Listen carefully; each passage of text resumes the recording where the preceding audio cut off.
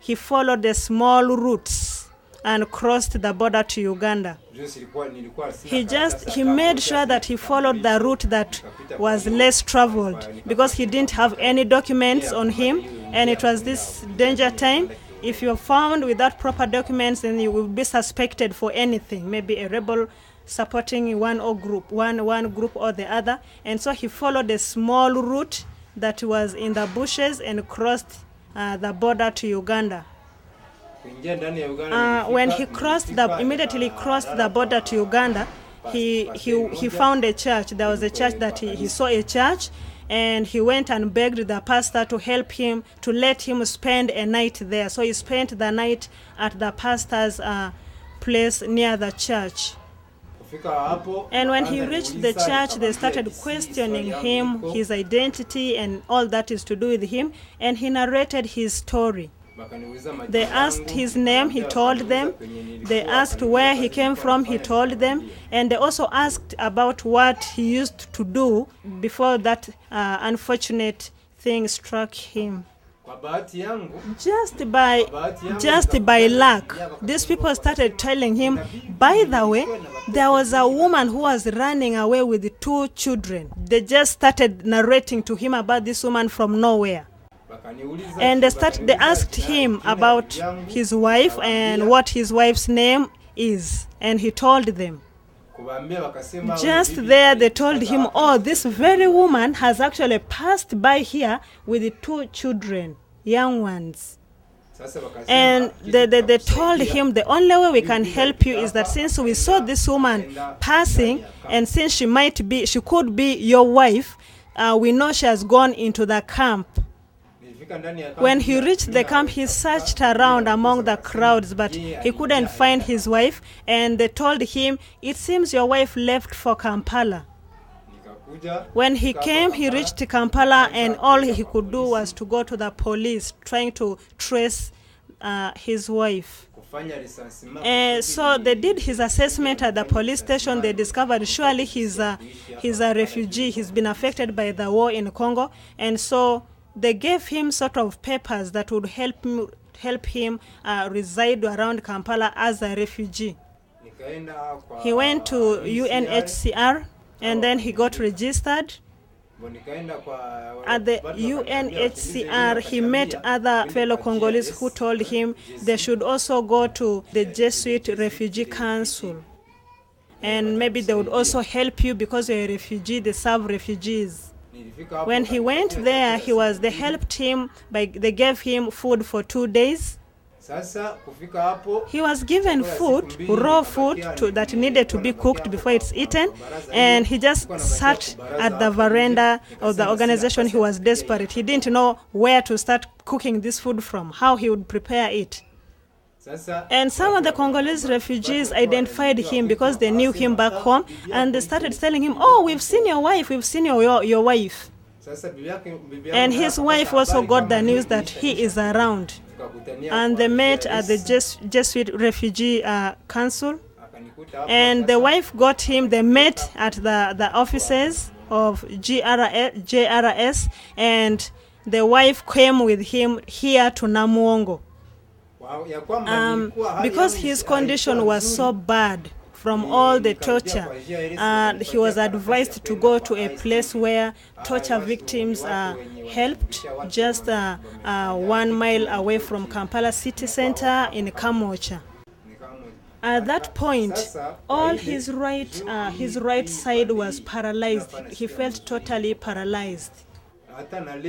Even up to now, sometimes when it is so hot, it still affects him. He gets affected. He doesn't feel so good because of what he went through with the rebels. And whenever it gets so hot, up to now, he doesn't feel so good, and he has to take rest somewhere.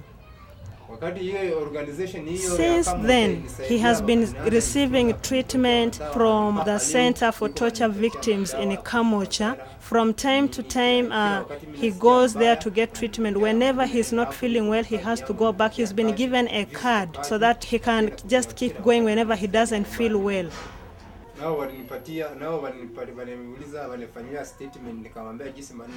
Up to now, he is still a member of that Kamocha treatment center for the torture victims.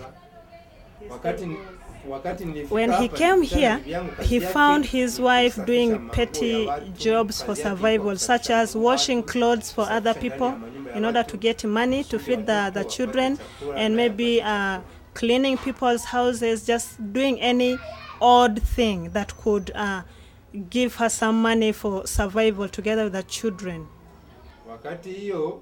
And he started asking himself, what is going to be my contribution as a man, since my wife is involved in doing these petty jobs? She started narrating to him, because since they came separate ways, she started narrating to him her version of what she went through in his absence while the rebels had taken him away from home. And she said when it came to time for running, she managed to only run with the two young girls. The two boys, remember there were three, one was killed, there were two boys remaining, and the two boys ran another direction, and she hasn't seen them. And the wife started consoling him that you don't have to worry so much. Thank God we have met, and I know that God is going to take care of us, although we have lost our two sons up to date. And he started asking himself, as a man, what is the way forward? His wife is here with the two girls, although the two boys ran in another direction, they were not found. What is he going to do in order to help his wife? And he started remembering how he used to be a teacher back home. He started thinking about the two little girls that were with his wife, and he was asking himself from time to time, what is going to be the future of these my two remaining daughters? And by good luck, he came across Matt, who is one of us here at Uganda Hands for Hope, and they just met somehow. They just met along the road.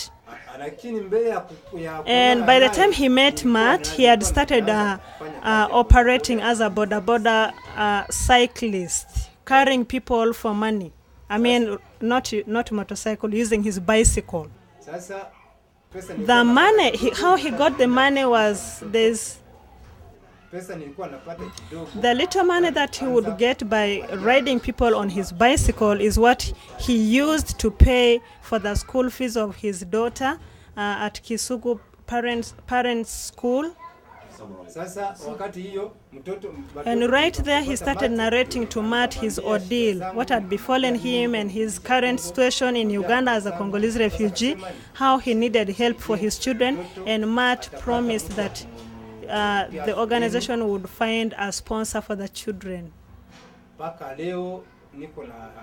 At least now he has gained some hope, because his children, the remaining children, are in school, they have sponsors, and his heart is rested compared to the past, and he has begun forgetting about what he had gone through in the past. The pain is gradually going away, because now he sees that his children are going to have a bright future since they're already in school, and he no longer worries about their future. And for this reason, finally, I would like to thank the project, the organization Uganda Hands for Hope, for coming to his rescue, and he prays that may God bless.